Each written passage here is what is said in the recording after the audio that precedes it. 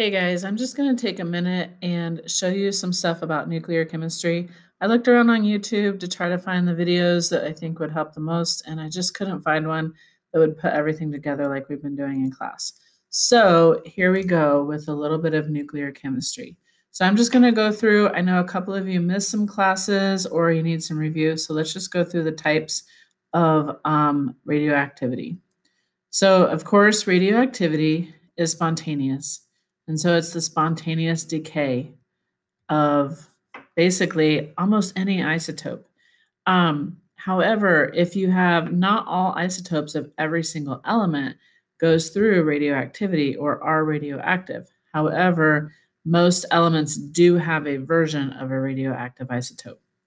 So the three types of radioactivity are the three main types anyway: alpha, beta, and gamma. So alpha particles are the least of our concern because alpha particles can be stopped with our clothing, can be stopped with our hand, can be stopped with a piece of paper. And the way that you'll see an alpha particle on an equation is you'll see it in the form of an helium atom, basically, because it could be written like this as helium, or it can be written like 4,2 and then an alpha particle. Okay.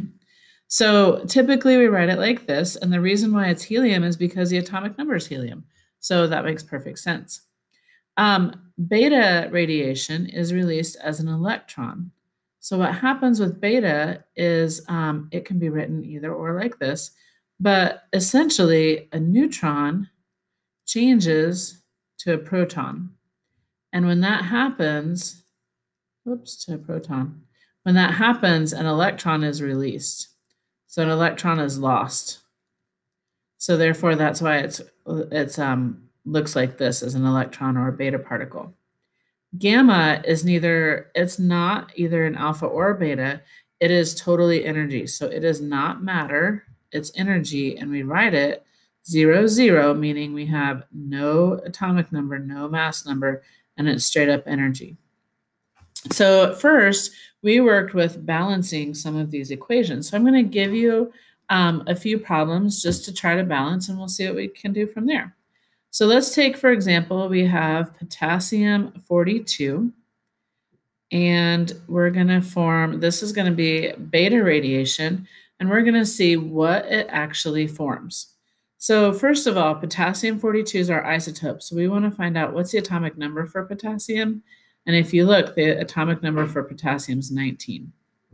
So we have to have the same mass number on one side, and the mass numbers on the other side have to add up to be the same.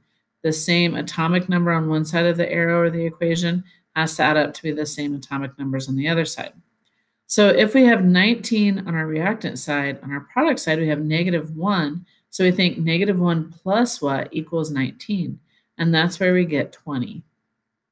Then we have 42 on our reactant side, and we have 0 on our product side. So our isotope or our mass number must also be 42. So then to identify the element in which formed, you look at the atomic number, and atomic number 20 is calcium. So what happened here was potassium 42 was unstable. It was unstable, so it went through radioactivity. And so it spontaneously decayed. As it decayed, it allowed a beta particle to escape and therefore turned into a stable isotope of calcium 42. Now, the unstable isotope is called the parent isotope in the equation. It is the parent isotope, where the stable isotope that's formed is called the daughter isotope. Okay, and like I told you guys in class, the parent isotope, think of me as like a parent of 2 middle school kids. It makes me a little unstable sometimes. So our kids, though, we're trying really hard to keep you guys as stable as possible. So that's why we have this. This right here then is just simply our beta particle that is released. So to balance these equations, all we have to do is look at the mass number, look at the atomic number.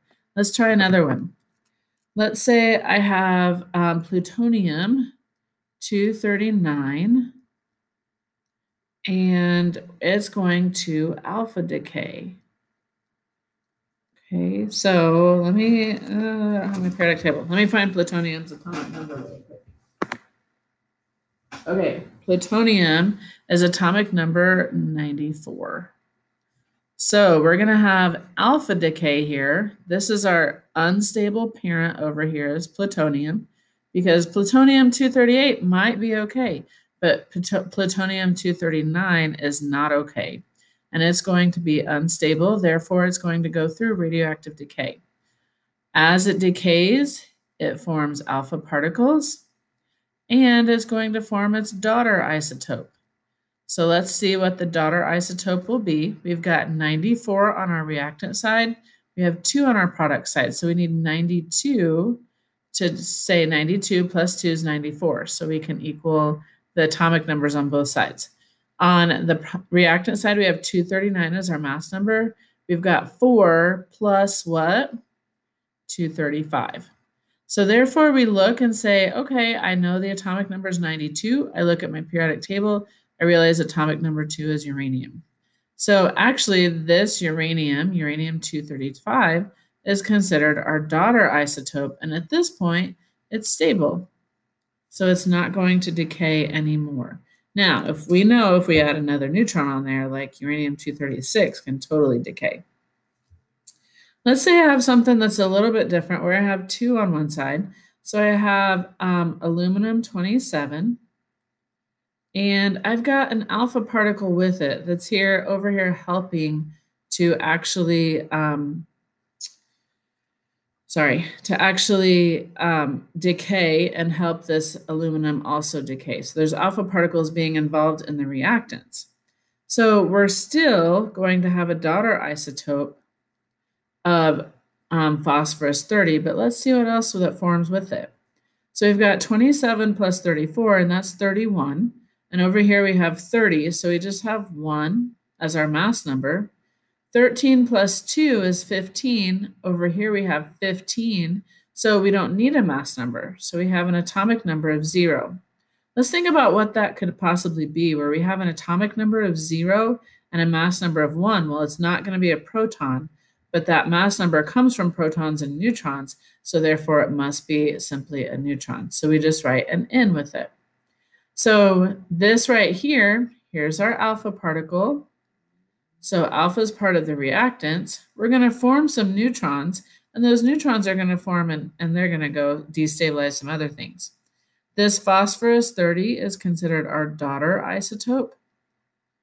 And this aluminum-27 is our unstable parent.